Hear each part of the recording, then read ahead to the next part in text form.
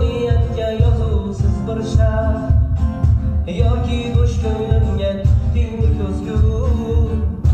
yoki muz o'lkasini eslatib shundoq yodga solmoqsan qish qahratonni yoki sovuganman deding umidlar behuda o'tlarga solmading jonni